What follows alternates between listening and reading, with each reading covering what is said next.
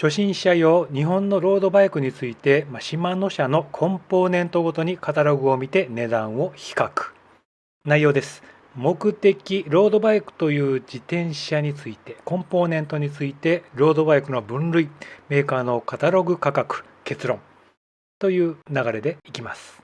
私、通勤坂と申します。12年間ロードバイクで坂道通勤をしております。自転車通勤やグッズ、部品、服装、小物などの動画を出しております。目的です。同僚が自分と子供用にスポーツ自転車何買ったらいいって質問を受けました。私はお店に相談するのが確実だよと言いました。でも同僚は、経験者の意見も聞きたいんだと、意見が聞きたいんだと言ってきたんですね。じゃあ、全体を大まかに説明しようって言ったんです。で、これね、せっかくなんで、他の人にも共有しようと思って動画を作ったわけです。では、よく見る普通の自転車について。これシティバイク、ママチャリですね。ブリヂストン、アルベルト。クロスバイク、ハンドルがね、横棒のタイプですね。で、ロードバイク、ドロップハンドルのね、ハンドルがぐにゃっと曲がってる速いやつですね。で、最後、マウンテンバイク。山道とかね、荒れた道路も行ける分ですね、自転車ですね。これらよく見ると思います。次、コンポーネントについて、コンポって言うんですけれども、普通のロードバイクで説明します。この赤枠がコンポーネントと言いますね。詳しく見ていきます。このハンドルね、握るところ、これシフターって言いますね。これをガチャガチャやってね、ギアをチェンジするやつですね。これシフター。あとね、ブレーキ、前と後ろのタイヤをね、こう挟み込んで止めるやつですね。これブレーキって言いますね。次、チェーンリングですね。あとクランク。このね、ギザギザしたやつですね。これね、チェーンリングって言って、あとその足でこう回転させるこの棒のところですね。これクランクって言いますね。次、スプロケット。これ後ろのギザギザですね。これスプロケットと言いますね。あとディレイラー。後ろのね、ギアをこうガチャガチャ変えるやつですね。これ後ろのディレイラー、ディレイラーと言います。チェーンですね。チェーン。これ分かりますよね。で、前のディレイラーですね。これフロントディレイラー。これ前のギザギザ、チェーンリングをね、ギアをチェンジする分ですね。さらにブレーキ。ブレーキはね、こうタイヤをこうリムを挟み込むリムブレーキと、タイヤにね、この円盤がこの固定されてるね、これディスクっていうんですけれどもね、ディスクローター。これを止めるね、ディスクブレーキっていうのがあります。これね、バイクとか、前輪でね、よくこれ使われてますね。次、ディレイラーもね、さらに金属線でね、引いたり緩めたりしてギアチェンジする機械式有線タイプと、電動式無線、DI2 とかね言うんですけれども、これでね無線で手のところに無線発信機がついててね、ディレイラーが受信機でガチャガチャできるんですね、ギアチェンジが。これらコンポーネント、コンポって言ってグレード、価格、品質が決まります。コンポっていうのはつまりブレーキ、ギア、チェーン、歯車、チェーンリング、スプロケットなどをまとめています。性能とかね、材質によって値段が違ってきます。次にね、三大コンポメーカーですね。日本のね、シマノ社、1番。で次ね、2番、イタリアのカンパニョーロ社と、あと3番目ね、アメリカのね、スラム社、3つあってね、三大コンポメーカーなどと呼ばれております。最近ではさらにプラスに、中国のね、L2 とセンサー、この2つのね、コンポーネントも選択肢としてね、一般の人を選ぶことができます。今日はね、シマノ、日本のね、さらに詳しく見ていきます。シマノ社のコンポ、まずロードバイクとかクロスバイクについている分ですね、デュラエース、グレードがあるんですね。最高の分ですね。2番目のグレードアルテグラ、3番目105、4番目ティアグラ、5番目スラ、で、6番目がクラリス。その下にターニーっていうね、サイレン化グレードがありますね。クロスバイクによくついてますね。一番安いやつにね。大体ですね、3番目の105まで、これがね、レース向けになります。一番上が高価。で、一番下が安価。上がね、軽くてね機能が多い。次ね MTB マウンテンバイク用のコンポもシマノ出しておりまして、そちらも紹介しておきます。XTR からターニーまで、同じようにね、グレードがあって、高価なものから安価なもので、最近ですね6月に完全無線変速が発売されました。これ何なんかっていうとですね、無線って言っても実はね、フレームの中に線がねバッテリーの配線あるんですけれども、手元の発信機受信機バッテリー関係のね、これがねないんですね。完全にディレイラーにねバッテリーとか組み込まれちゃってる。これね最近気になってほしいなって思っている分です。次、各社コンポーネントのグレード。シマノ社ね、こんな感じであるように、カンパニオ両社、スラム社、L2 社、L2 社、センサー社、それぞれね、グレードがあります。同じ感じです、シマノとね。ちなみにね、プロのロードバイクのコンポの市場ではですね、シマノが72%、でスラムが22%で、カンパニオーロが5%と言われております。次ね、ロードバイクの分類ですね。いろいろあります。オールラウンド、基本的なタイプ、エンデュランス、長距離タイプ、エアロ、空気抵抗を抑えたタイプ、シクロクロス、グラベル、オフロード用ですね、こんな感じ。ランドな旅用のね、重い荷物も乗せられるタイプと、あと TT バイク、ピストバイク。これね、室内ですね、トラック競技になりますね。これら6種類あるうちのオールラウンド、エンデュランス、エアロ、これをね、カタログ、値段とか見ていきますね。さらにね、ドラップハンドルタイプですね、これを見ていこうかなと思います。次、主なロードバイクメーカー、世界のね、ウィキペディアで見てみると、こんだけあったんですけど、その中で日本の分ですね、2つしかないんですけれども、他にもあるのでね、こんだけ、アンカー、コーダブルーム、ヨネスクス、ネスト、サイクルベース、アサヒ、ダイワサイクル、ビシャ、丸石サイクル、イオンバイク。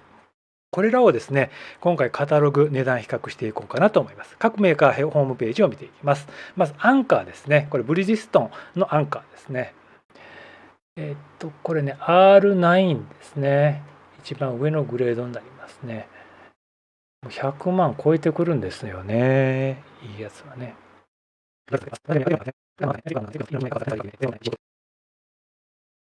次。R の8ですね。PR の8。次もね、次はちょっとRE8、レースと、レースもできるし、あとね、ツーリングとかもね、できるタイプのね、で RL6D ですね。RL6D ですね。RL3 ドロップハンドルですね、ドロップ。次、コーダブルームですね。レーシングロードバイクとエンデュランスロードバイク。2つのね、大きなカテゴリー分かれております。これらですね。詳しくは見ていかないんですけれども、ストラウスプロレース2ですね。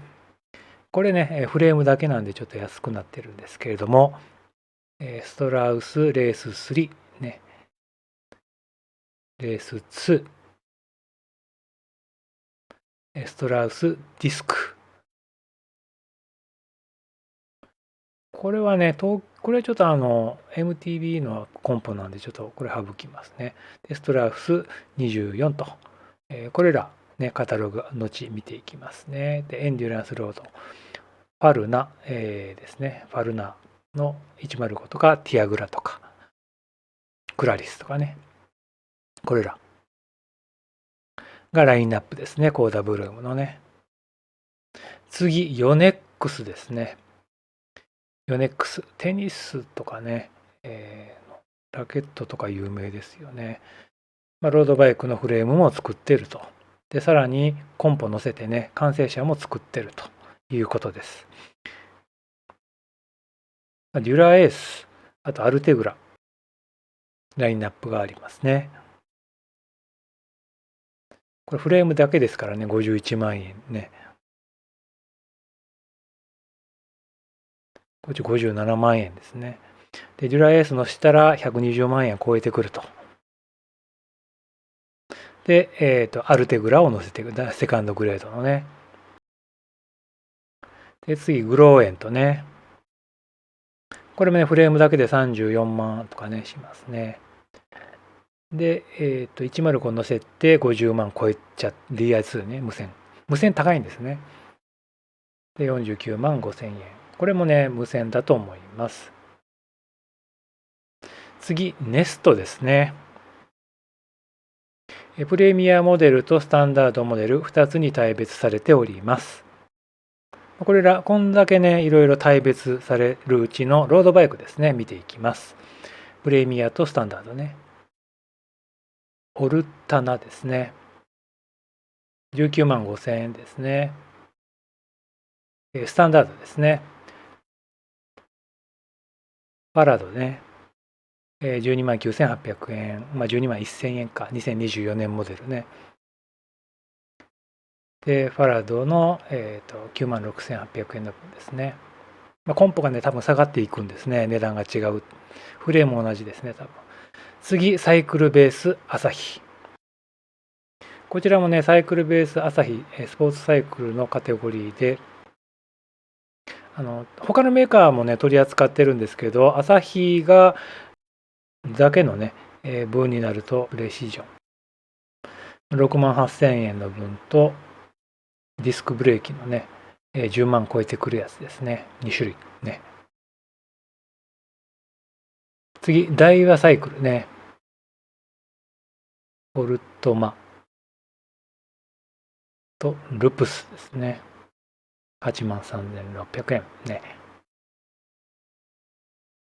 善光さんっていうプロのね、元ライダーの方が監修されてる分ですね。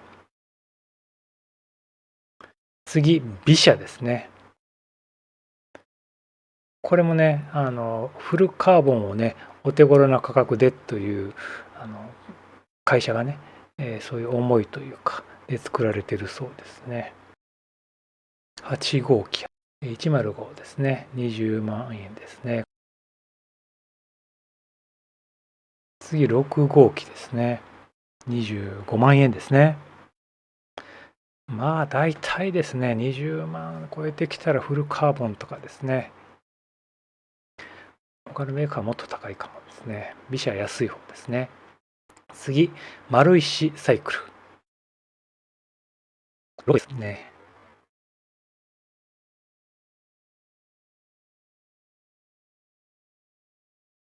そして、エンペラーツーリングコンダクター。これはティアグラがね、コンポありますね。25万円ね。続いて、最後イオンバイクね。カグラってやつ。8万円。8万8000円税込みね。ターニーが多分積まれてるんじゃないかなと思います。続いてコンポ別にカタログ比較していきます。まずデュラエース DI2 ですね。無線の高い分、安い分ね。アンカー、コーダブルーム、ヨネックス。それぞれ高い分はね、134万2000円アンカーですね。RP9 ね。安い分はコーダブルームですね。ストラスプロレース2ですね。85万8000円。次、アルテグラ、セカンドグレードの無線変速 DI2 ですね。の最上位と廉価版になりますね。こちらはヨネックスですね。104.5 万円と、コーダブルームが安値 370.4 万円。次、アルテグラ、機械式。これがですね、コーダブルーム1社、1メーカーだけですね。続いて105の DI2、高いのと安いの。これもアンカーコーダブルームヨネックス。で、高いのはコーダブルーム 63.8 万円。安いのは 39.6 万円。同じくコーダブルーム。続いて105の機械式ですね。有線変速。こちら高いのが、アンカー41万4000円。安いのがネスト19万5000円になります。続いてティアグラとソラですね。こちら安い分だけですね。コーダブルームが 19.7 万円とネストが 14.3 万円。続いてクラリスとターニーですね。こちらも安い分だけ。もうこの価格帯になるとですね、アルミフレームでリムブレーキ、ディスクじゃなくてね、一色になりますね。なかなか難しいね、ディスクとかね。サイクルベース朝日と、丸石サイクルですね。一番安くても6.6万円は、シバノのコンポだといるということですね。特にこれからロードバイクを購入しようかなと思っている方、ご参考ください。以上。結論。値段、そりゃね、大事です。大事です、そりゃね。でもですね、購入店と家との距離、すぐ持っていけるかどうか、あと購入店員との関係、持って行ってすぐね、パッと見てくれるか、心よく見てくれるか、それもね、大事。